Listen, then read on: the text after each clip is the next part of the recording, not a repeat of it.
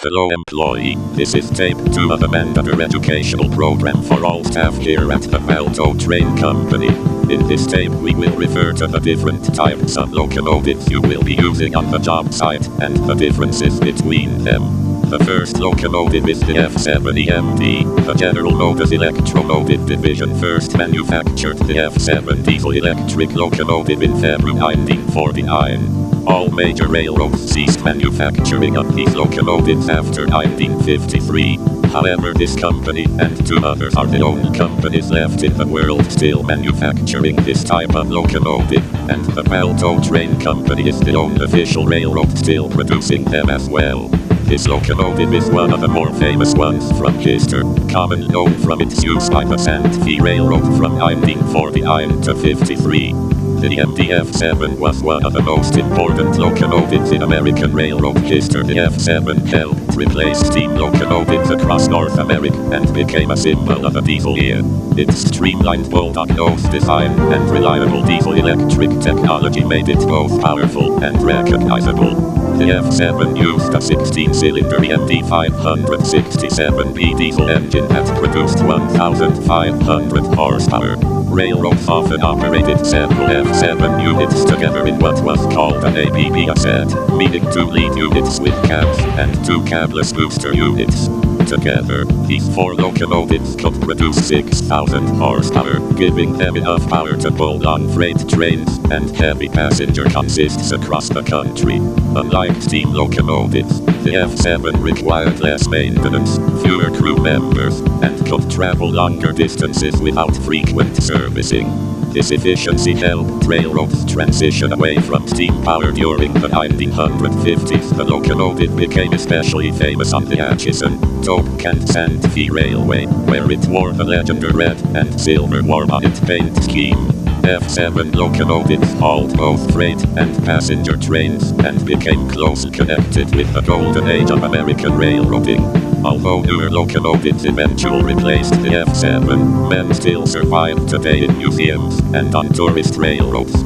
Rail fans continue to admire the F7 because it represents the transition from steam power to modern diesel railroading and remains one of the most iconic locomotives ever built.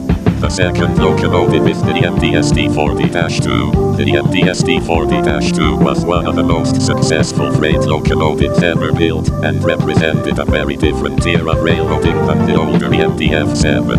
While the F7 symbolized the transition from steam to diesel during the 1950s, the SD-40-2 became the standard freight locomotive of the 1970s and 1980s, built by the Electromotive Division between 1972 and 1989. The SD-40-2 was designed mainly for heavy freight service and reliability. Unlike the streamlined F7 with its rounded bulldog nose, the SD-40-2 had a long rectangular body with exterior walkways and a large cab at the front. This design gave crews much better visibility and made switching and maintenance easier. Railroads preferred this practical layout because it allowed locomotives to handle both road service and yard work more effectively. The SD-40-2 used a 16-cylinder EMD 645B3 diesel engine that produced 3,000 horsepower, twice the power of single F7 unit. The locomotive also had 6 powered axles instead of 4, giving it greater traction for hauling heavy freight trains over mountains and long distances. While 4 F7 units together could produce 6,000 horsepower, only 2 SD-40-2 locomotives were often enough to handle similar work. Another major difference was technology and reliability. The F7 was built during the early diesel era when railroads were still learning how to fully replace steam power. By the time the SD-40-2 arrived, diesel technology had greatly improved. The SD-40-2 became famous for its durability, simple maintenance, and dependable electronics. Many railroads considered it one of the most reliable locomotives ever built, and hundreds still operate today. The 2 locomotives also looked very different in service. F7 locomotives were often used on glamorous passenger trains, such as those of the Atchison, Toke and Santa Fe Railway, and were known for colorful streamlined paint schemes. The SD40-2, however, was made a hard-working freight locomotive seen pulling coal trains, intermodal trains, and long mixed freights across North America. Although the SD40-2 was newer and more powerful, many rail fans still admire the F7 for its classic appearance and historical importance. The F7 represents the romantic golden age of railroading, while the SD40-2 represents the height of practical diesel freight power. Together, the two locomotives show how American railroads evolved from stylish Earl diesel trains into the powerful modern freight systems seen today. The MDGB-9 was one of the most versatile and successful locomotives ever built by the Electromotive Division. Produced between 1954 and 1963, the GB9 arrived short after the era of the MDF7 and became part of a new generation of locomotives called road switchers. Unlike the streamlined F7, which was designed mainly for pulling trains on the main line, the GB9 was built to handle both road service and switching work in rail yards.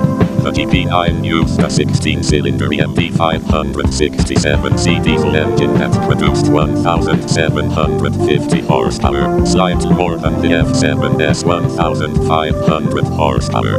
While the F7 had a full enclosed body with limited visibility, the GB9 featured exterior walkways along the sides and a raised cab that gave crews a much clearer view of the train and surrounding tracks. This made the GB9 safer and easier to use for switching freight cars and working in busy rail yards. Another major difference was practicality. Railroads discovered that locomotives like the GB9 were more flexible than cab units, such as the F7. The GB9 could pull freight trains during the day and perform switching duties later without needing a different locomotive. Because of this, many railroads began replacing F units with road switchers throughout the 1950s and 1960s compared to the SD40-2. However, the GB9 was much smaller and less powerful. The SD40-2 produced 3,000 horsepower and had 6 powered axles designed for hauling extremely heavy freight trains over long distances. The GB9 only had 4 powered axles and was intended for lighter freight work, local service, branch lines, and switching operations.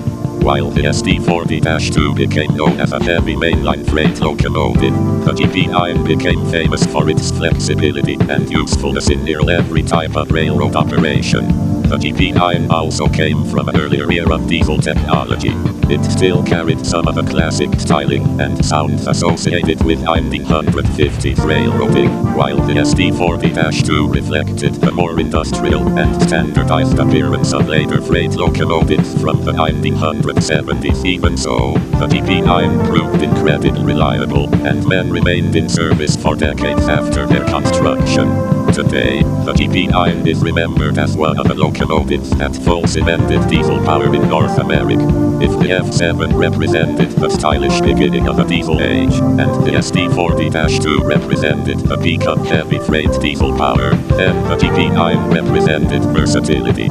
Its ability to perform almost any railroad task made it one of the most respected and long-lasting locomotives ever built. All of these locomotives, while retired by most railroads, still stand strong and are operated and manufactured by the Valto Train Company and will be for years. These are just 3 of the 35 different locomotives we use here. However, we expect you to learn these ones well, for they are the most commonplace in this railroad. End tape 2.